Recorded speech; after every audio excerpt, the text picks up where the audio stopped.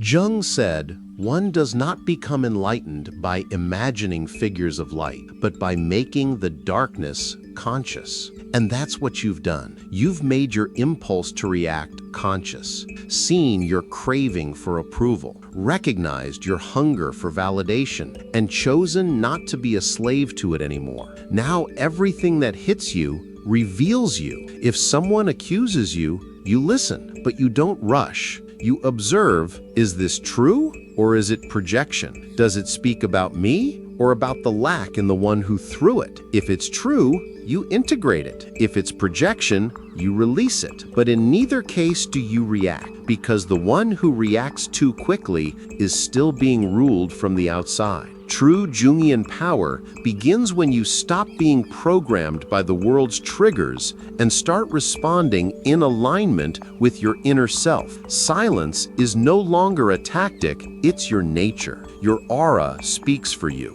You walk into a place and your presence creates a field, not because of brute force, but because the one who has faced themselves has already won the hardest war there is. People feel it. They can't explain it, but they feel the depth in your voice, the steadiness in your gaze, the absence of rush, the weight of your calm. And that cannot be learned. It is built through self-observation, emotional discipline, long nights of inner silence, the courage to hear what screams inside without screaming back. You are no longer someone who reacts. You are someone who defines. You define your time, your space, your tone, and even your silence has structure. This is where Machiavelli and Jung meet one last time. One says power lies in controlling the narrative. The other says power lies in no longer needing one. Now your existence is your answer. Your silence is your explanation.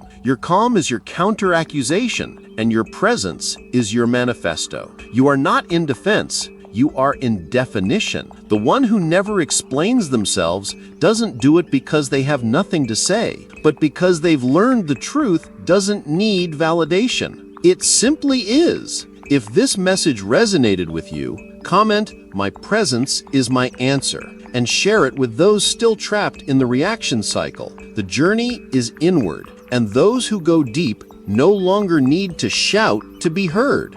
People believe power is in speech, but Machiavelli knew better. Power lies in what you choose not to say. And Jung would confirm, silence is the space where the unconscious reveals itself and where the self grows stronger. Think about it. When you walk into a room and someone pokes at you, drops a shadow, you hear, "You've changed. You're not the same. You only think about yourself." Everyone looks at you, waiting for your reaction. But you don't react. You don't rush to correct, to clean up your image, to shrink, or to shift. You simply remain present, silent, with the steady posture of someone who has already faced their own darkness within. In that instant, you become untouchable, because no one knows what you're thinking, and the human mind fears what it cannot read. Machiavelli would call it narrative control. Jung would call it mastery of the persona. You're not denying, you're integrating. You're not trying to appear better. You're refusing to dance to someone else's projection. Your accuser wants to drag you onto a stage they control, one of emotion, provocation, instability. But by staying silent, you flip the stage upside down. And now, the one who accused you begins to sweat under their own echo, because silence, when it comes from a conscious person, forces the other to hear their own shadow. And in that moment, the game turns. Jung teaches that those who provoke us are often trying to hand back the part of ourselves we haven't yet integrated. That's why it's unwise to snap back instantly. You must first understand where this accusation comes from, what it stirs within you. Reacting without thought lets the unconscious drive, and the unconscious, when behind the wheel, always steers you toward the pit of repetition. You defend, you struggle, you hand over your power, and you leave the scene smaller than when you entered. But when you choose silence, you force the world to witness not your reaction, but your presence. Here's the secret. The world doesn't respond to the truth. It responds to the certainty with which you carry it. In the next part, we'll go deeper into the shadow, exploring why you crave understanding so badly and why your impulse to explain is really a wounded ego's cry for help. For now, hold your silence, not in the comments, not in words, but inside yourself. Feel the echo of the accusation you fear most, and notice it only hurts because you haven't yet integrated what it reveals. You don't lose power when accused. You lose it when you react unconsciously. You think you're clarifying, but you're actually begging to be seen. Most people who defend themselves aren't trying to prove they're right. They're trying to prove they're still worthy of love, respect, belonging.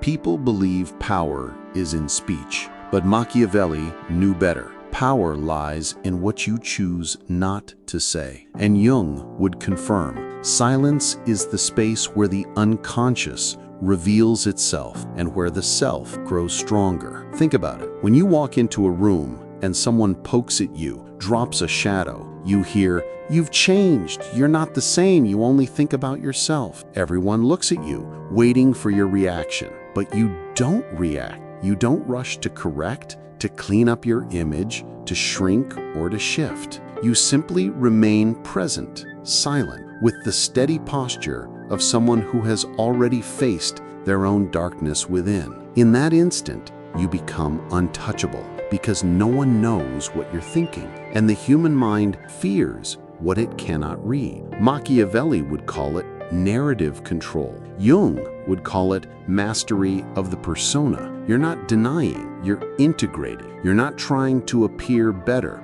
You're refusing to dance to someone else's projection. Your accuser wants to drag you onto a stage they control, one of emotion, provocation, instability. But by staying silent, you flip the stage upside down. And now, the one who accused you begins to sweat under their own echo, because silence, when it comes from a conscious person, forces the other to hear their own shadow. And in that moment, the game turns. Jung teaches that those who provoke us are often trying to hand back the part of ourselves we haven't yet integrated. That's why it's unwise to snap back instantly. You must first understand where this accusation comes from, what it stirs within you. Reacting without thought lets the unconscious drive, and the unconscious, when behind the wheel, always steers you toward the pit of repetition. You defend, you struggle, you hand over your power, and you leave the scene smaller than when you entered. But when you choose silence, you force the world to witness not your reaction, but your presence. Here's the secret. The world doesn't respond to the truth. It responds to the certainty with which you carry it. In the next part, we'll go deeper into the shadow, exploring why you crave understanding so badly and why your impulse to explain is really a wounded ego's cry for help. For now, hold your silence, not in the comments, not in words, but inside yourself. Feel the echo of the accusation you fear most, and notice it only hurts because you haven't yet integrated what it reveals. You don't lose power when accused. You lose it when you react unconsciously. You think you're clarifying, but you're actually begging to be seen. Most people who defend themselves aren't trying to prove they're right. They're trying to prove they're still worthy of love, respect, belonging. There's a moment, a subtle, almost invisible instant that determines the direction of who you are becoming. It's that split second when someone accuses you, provokes you, calls you by the name of your shadow. They say you're arrogant, cold, selfish, manipulative, fake. And in that moment, in that brief clash between emotion and self, most people do what they've always been taught to do. They defend themselves, explain, swear they didn't mean it, beg to be understood. They claim they were misunderstood, that it wasn't their intention. But what seems like humility is, in truth, the surrender of your psychological power. Because every time you rush to justify yourself, you expose your weakest point, the fear of being misunderstood. Here is where Machiavelli and Jung meet. Machiavelli saw defending oneself as a strategic weakness. Carl Jung saw it as the emotional loss of control from a wounded ego. Both understood. The real issue isn't the attack, it's how you respond to the mirror the attack holds up.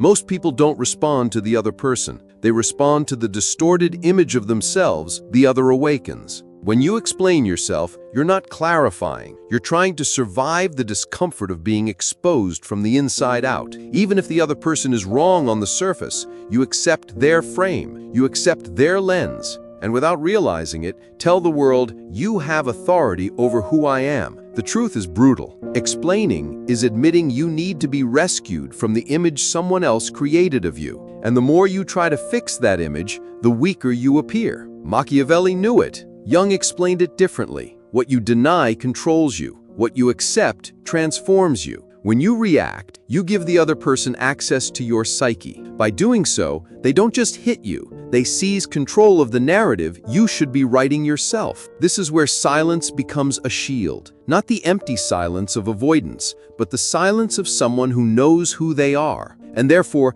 they need explain nothing to anyone. Because real power isn't in being understood, it's in being whole, even when misunderstood.